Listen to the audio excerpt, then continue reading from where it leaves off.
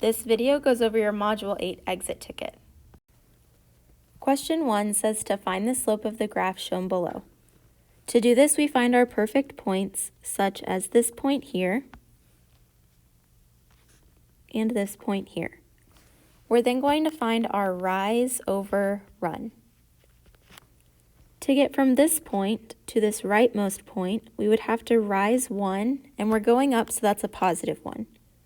Then we'd have to go to the right 3, so our run would be a positive 3. 1 over 3 simplifies to 1/3, which would be our answer. Question 2 is once again asking what's the slope of the line represented by the graph below. So we look for our perfect points, such as there and there. We find our rise and our run.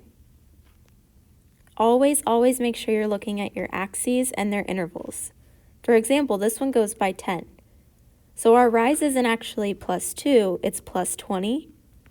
And our run isn't +3, but +30. We then put our rise over run and simplify to 2/3, which is the slope of this line. Question 3 gives us a table and asks us to find the slope. When we're given a table and we're finding slope, we're going to do change in y over change in x. To get from 36 to 43, we're adding 7, and to get from 2 to 3, we're adding 1. When I put change in y over change in x, I get 7 over 1, which simplifies to a value of 7. For question 4, it says, what is the slope of the line represented by the table below? When given a table and asked to find the slope, you're going to find change in y over change in x. To get from 21 to 16, we're subtracting 5, and to get from 3 to 4, we're adding 1.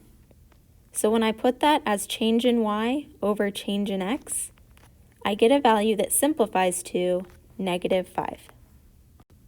Question 5 gives us 2 points, so we're going to use our slope formula, which is y2 minus y1 over x2 minus x1. It helps sometimes to label these points as x1, y1 and x2, y2, and then you can just replace those variables with numbers. So instead of y2 minus y1, I'm going to have 1 minus 3. And instead of x2 minus x1, I'm going to have 7 minus 2. 1 minus 3 gives me -2. 7 minus 2 gives me 5, which would give me an overall slope of -2/5. For question 6, we're asked what is the slope of the line that contains the following points? When given 2 points and asked to find the slope, you're going to use the slope formula, y2 minus y1 over x2 minus x1. Let's go ahead and label these points as x1, y1 and x2, y2, and then replace these variables with values. So 12 minus 8 over -5 minus -4. 12 minus 8 is going to give me a value of 4.